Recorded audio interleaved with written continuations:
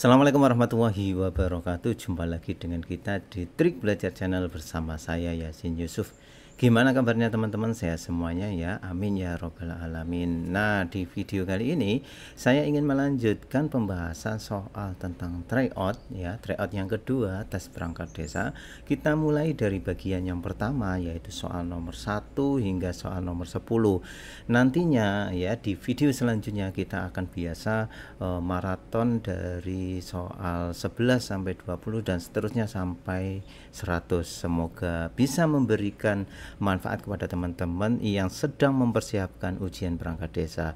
Jadi tetap stay tune di channel kita ya.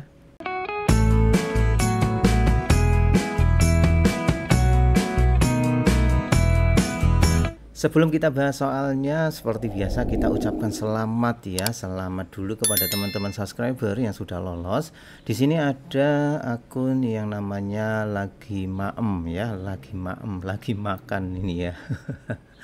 Alhamdulillah Pak Yasin, hari ini tanggal 6 Desember saya tes sekdes, sekretaris desa ya, di Purwodadi Magetan.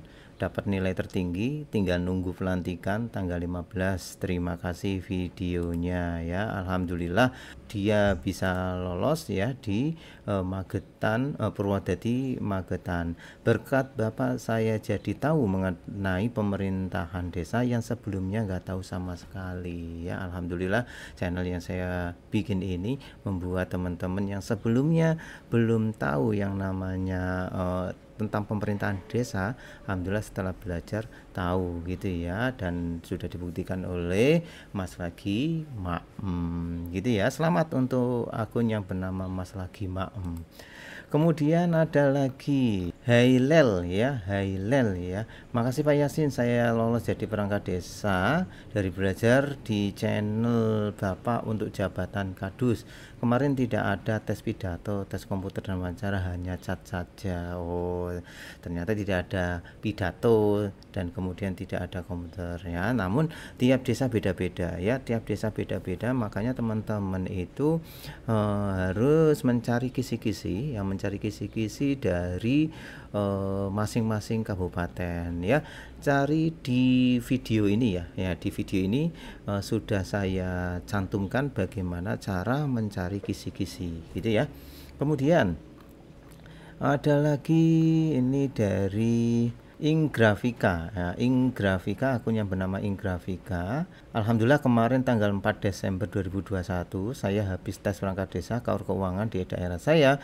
Walaupun saya nggak juara, berkat belajar di sini nilai saya cukup memuaskan. Oh, Ingrafika ini ternyata tidak lolos, tapi dia merasa puas ya, puas karena nilainya itu sangat memuaskan ya. Anggap saja sebagai ya latihan gitu ya, pemanasan.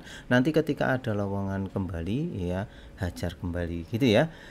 Kemudian ada lagi nih dari Bekti Okta ya, Bekti Okta. Terima kasih Pak Yasin, tanggal 1 kemarin saya lolos dengan nilai tertinggi ketiga sekecamatan ya, bermodal mendengarkan selama 2 minggu. Wow, 2 minggu ya, 2 minggu mendengarkan channel ini dan 70% masuk. Alhamdulillah ya, rizkinya Mas Bekti Okta ya. Hanya 2 minggu mendengarkan ya, sekali lagi mendengarkan. Jadi jangan bosan-bosan mendengarkan channel ini, ternyata sudah dibuktikan juga Mas Bekti Okta ya. Jadi trik belajar yang saya utarakan di channel ini selalu dengarkan seperti mendengarkan radio, sudah terbukti efektif ya.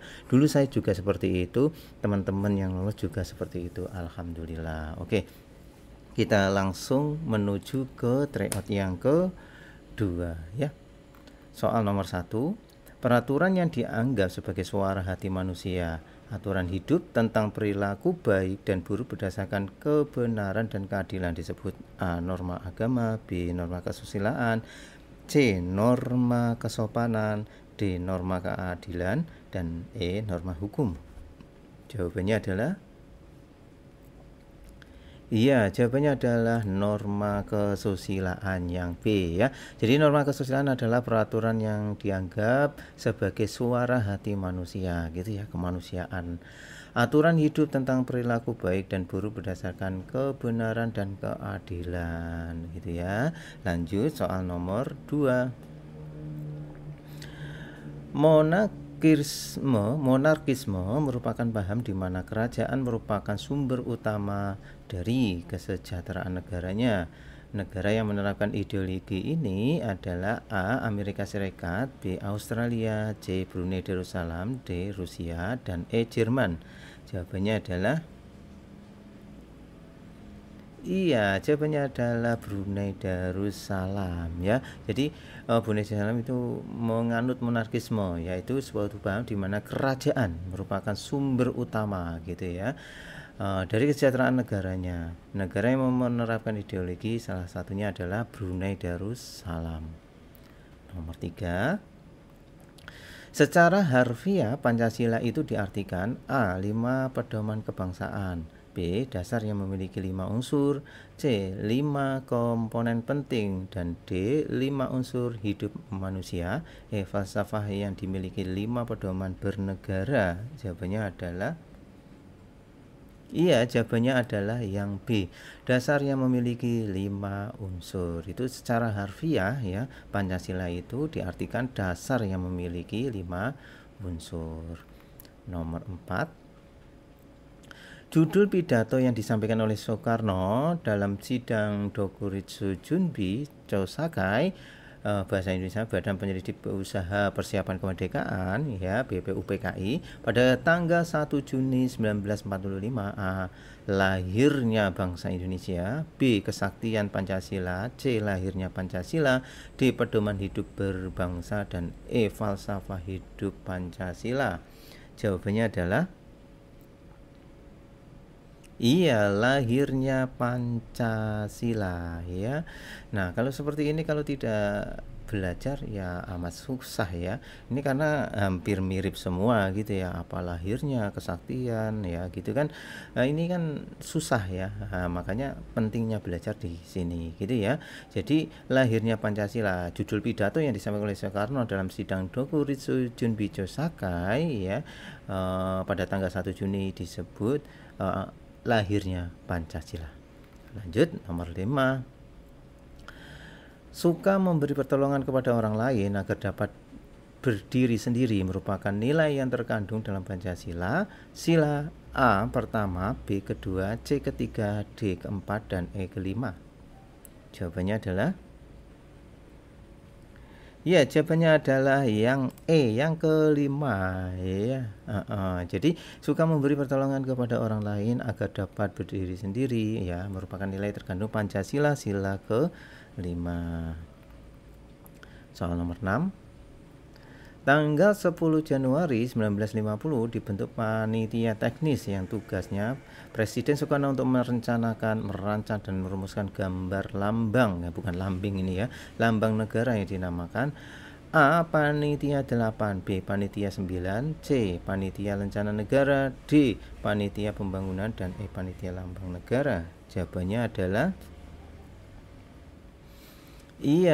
Panitia Rencana Negara gitu ya. Nomor 7. Rancangan lambang negara karya Sultan Hamid yang kedua akhirnya disetujui oleh Presiden Soekarno pada tanggal 10 Februari 1950 dan diresmikan pemakaiannya dalam A. Sidang PBB, B. Konferensi Asia Afrika, C. Sidang Kabinet RIS, dan D. Keraton Kadriah Pontianak, dan E. Konferensi Meja Bundar.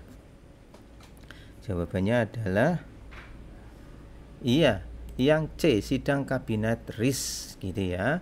Jadi rancangan lambang negara karya Sultan Hamid yang kedua diresmikan dalam sidang Kabinet RIS. Soal nomor 8. Dalam penjelasan UUD 1945 dinyatakan bahwa negara Indonesia berdasarkan atas hukum, ya tidak berdasarkan atas kekuasaan belaka. Oleh karena itu, negara dalam menjalankan aktivitasnya harus A. berdasarkan pemerintah, B. berdasarkan hukum, C. mengacu pada kebutuhan, D. merujuk pada kepentingan, dan E. menuruti keinginan semua penguasa. Jawabannya adalah jelas ya harus berdasarkan hukum yang B gitu ya. Soal nomor 9. Segala sesuatu permasalahan yang terjadi dan menyangkut pidana harus diselesaikan secara hukum. Hal ini sesuai dengan pasal Undang-Undang Dasar 1945. Jawabannya adalah A 2, B 3, C 1, D 5, E 4. Jawabannya adalah C 1 gitu ya, berdasarkan hukum itu pasal 1. Terakhir nomor 10. Terbentuknya negara melalui adanya kelebihan dan dominasi seseorang atas orang lain. Pemahaman ini merupakan intisari dari A. Teori perjanjian, B. Teori pemerintahan, C. Teori politik, D. Teori yuridis, E. Teori kekuasaan. Jawabannya adalah teori kekuasaan ya. Jadi terbentuknya negara melalui adanya kelebihan dan dominasi seseorang atas orang lain. Pemahaman itu merupakan intisari dari teori kekuasaan. Oke teman-teman, itulah 10 soal dari soal nomor 1 hingga soal nomor 10 tryout yang kedua. Nantikan video-video berikutnya di channel ini. Kita doakan teman-teman yang sudah subscribe ya, lolos dalam ujian perangkat desa dan merasakan nikmatnya menjadi perangkat desa, nikmatnya lolos menjadi perangkat desa. Oleh karena itu jangan lupa fokus belajar, totalitas belajar, singkirkan aktivitas-aktivitas yang mengganggu ya, nanti sajalah setelah ujian gitu ya teman-teman. Dan jangan lupa subscribe untuk teman-teman yang baru bergabung. Sampai jumpa lagi.